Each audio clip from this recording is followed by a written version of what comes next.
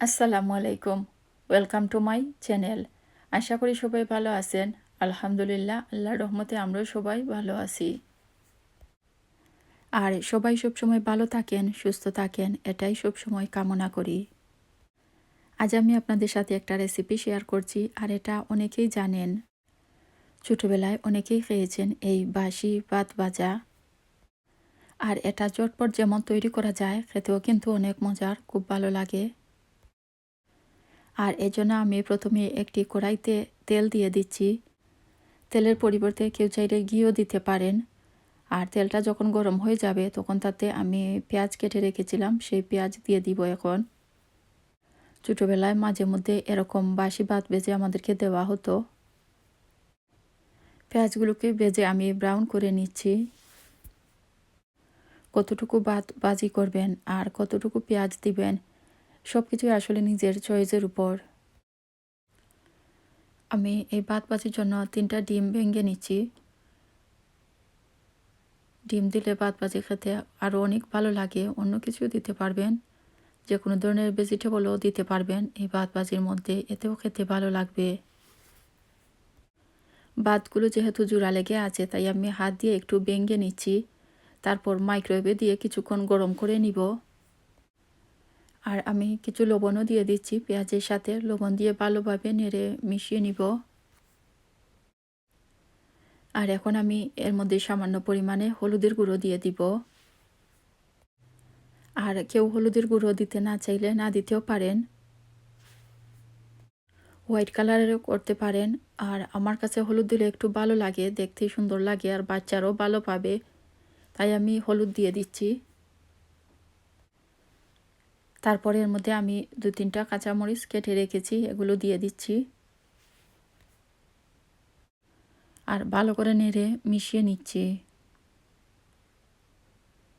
তারপর এর মধ্যে আমি দিয়ে দিব ফ্রোজেন পিসগুলো আমি ফ্রিজ থেকে বের করে পানি দিয়ে ধুয়ে পানি জড়িয়ে রেখেছি, এখন দিয়ে দিচ্ছি।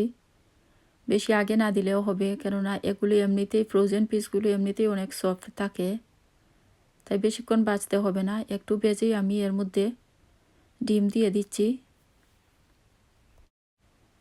ডিম দিয়ে কয়েক সেকেন্ড পর আমি ডিমগুলোকে একটু নেড়ে দিব।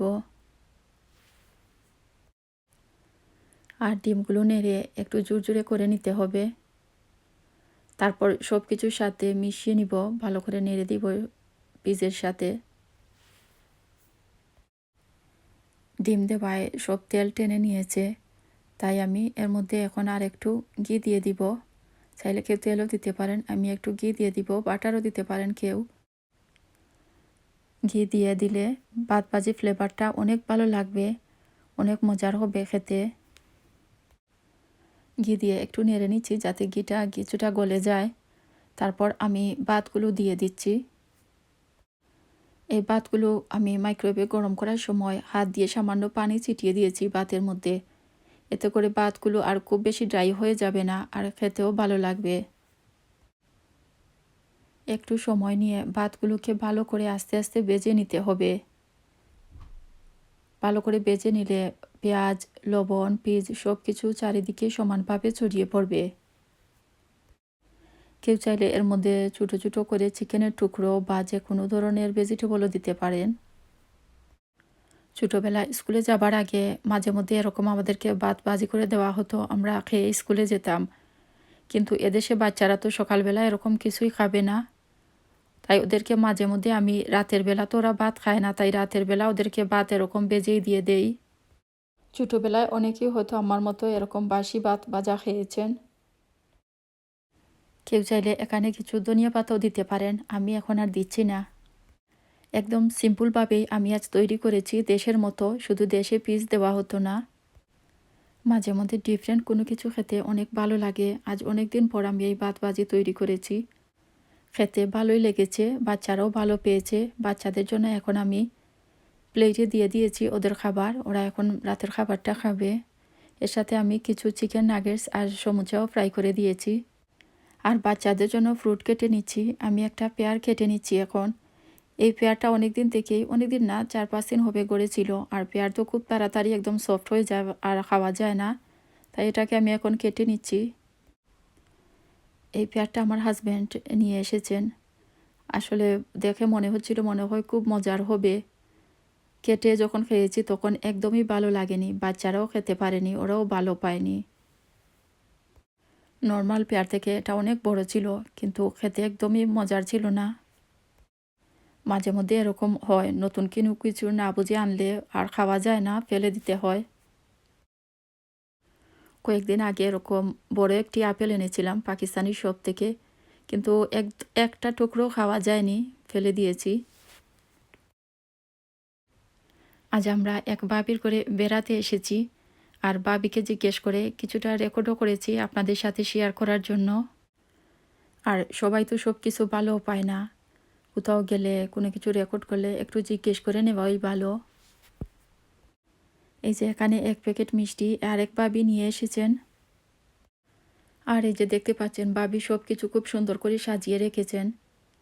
আসলে বাবির বাচ্চারা বড় হয়ে গেছে, আর ছোটো বাচ্চারা ঘরে থাকলে সবসময় কিন্তু এরকম সুন্দর করে কাচের বা ক্রিস্টালের জিনিস দিয়ে সাজিয়ে রাখা যায় না। সব বাচ্চারা তো সমান নয়, কোনো কোনো ঘরে দেখা যায় বাচ্চারা খুবই শান্ত থাকে, ওরা কোনো কিছুই ধরে না। আবার কোনো কোনো ঘরে দেখা যায় কোনো কিছু সাজিয়ে রাখলে বাচ্চারা ছুঁড়ে ফেলে দেয়, ভেঙে ফেলে, তাই আর সুন্দর করে সাজিয়ে রাখা যায় না। আর বাচ্চারা তো একটু খেলাধুলা করবেই। আর এই যে দেখতে পাচ্ছেন ভাবি অনেক খাবার নাস্তা আমাদের জন্য রেডি করেছেন। আমার আরও কয়েকজন ফ্রেন্ড, আমরা একসাথে কয়েকজন এসেছি বেড়াতে। আমাদের এই এরিয়াতে অনেক বাঙালি মানুষই আছেন, আর আমরা যারা ফ্রেন্ড তারা মাঝে মধ্যে এরকম একসাথে হই কারো ঘরে। মাঝে মধ্যে বিকালবেলা চাও খাওয়া হয় আর গল্পগুজব করা যায়, বেশ ভালোই লাগে। ঘর থেকে আসলে সবসময় বের হওয়া যায় না, বিশেষ করে বিকেলবেলা। আর মাঝে মধ্যে যাই, হয়তো কোনো সময় সপ্তাহে একদিন, কোনো সময় মাসে একদিন, কোনো সময় 2-3 সপ্তাহ পর এরকমই যাই একজন আরেকজনের বাসায়। আর বেশ ভালো লাগে তখন। একা কিন্তু যাই না, কয়েকজন মিলে যাই, তখন খুব ভালো লাগে আর মনটাও ফ্রেশ হয়। আর এই খাবারটি দেখতে পাচ্ছেন বয়েল রাইস দিয়ে শিমের বিচি দিয়ে তৈরি করা হয়। শুকনো শিমের বিচি দিয়ে রান্না করা হয়। সিলেটের প্রায় সবাই জানেন এই খাবারটার কথা, এটাকে আমরা নকুল বলি। আর সিলেটের বাইরে অন্য কোনো ডিস্ট্রিক্টে এটা খাওয়া হয় কিনা আমার জানা নেই। আর কারো জানার আগ্রহ থাকলে আমাকে জানাবেন, আমি একদিন রেসিপিটি আপনাদের সাথে শেয়ার করব। ভাবি এখানে চা বসিয়েছেন বাংলাদেশি চা পাতা দিয়ে। অনেক মজার খাবার ছিল, অনেক খাবারই খেয়েছি আজ। আর নকুলটার কথা বললাম, সেটা অনেক দিন পর খেয়েছি, আসলে সবসময় করে তৈরি করা হয় না। অনেক দিন পর যেহেতু খেয়েছি, ভালোই লেগেছে। আর চাটাও বেশ মজা হয়েছে, বিকেলবেলা মজার চা খেতে সবারই ভালো লাগে। চা নাস্তা খাওয়া শেষ, এখন বিশেষ একটা খাবার বাকি। আর দেখে নিশ্চয়ই বুঝতে পারছেন সেই খাবারটা কি। আর এটা হচ্ছে আমাদের ঐতিহ্যবাহী পান সুপারি। বাবির এই পানদানের অনেক গল্প শুনেছি, আর যেহেতু প্রথমবার বাবির ঘরে আসলাম তাই আমিও দেখলাম। পান, চুন আর সুপারি ছাড়া সবগুলো পটের মধ্যেই বিভিন্ন রকমের জর্দা আছে এখানে। আমি সব ধরনের জর্দার নাম জানি না, আমি বলতে পারবো না। আমি খুব বেশি পান সুপারি খাই না, কিন্তু মাঝে মধ্যে যখন কারো ঘরে যাই, সবাই যখন খায় তখন আমারও খেতে ইচ্ছে করে, একটু খাই, তখন ভালোই লাগে। আর এটা দেখে ইচ্ছে হচ্ছে আমিও এরকম একটা এনে পান সুপারি জর্দা সব কিছু দিয়ে সাজিয়ে রাখবো। হামজাকে দেখতে পাচ্ছেন খুব দুষ্টামি করছে, খুব লাফালাফি করছে। আসলে ও যখন একা থাকে তখন কিন্তু খুব শান্ত থাকে, বসে থাকে চুপচাপ, কিন্তু যখন আরও বাচ্চাদের পায় তখন তো খুব এক্সাইটেড হয়ে যায় আর একটু দুষ্টুমিও করে। আসলে বেশ ভালোই লেগেছে, যতক্ষণ বাপের করেছিলাম অনেকেই ছিল আর গল্প করেছি, অনেক ভালো লেগেছে। অনেকদিন পর যখন অনেক ফ্রেন্ড একসাথে হওয়া যায় তখন আসলে সবারই ভালো লাগে। এটা ছিল রবিবার, দেখতে পাচ্ছেন শিলাবৃষ্টি হচ্ছে।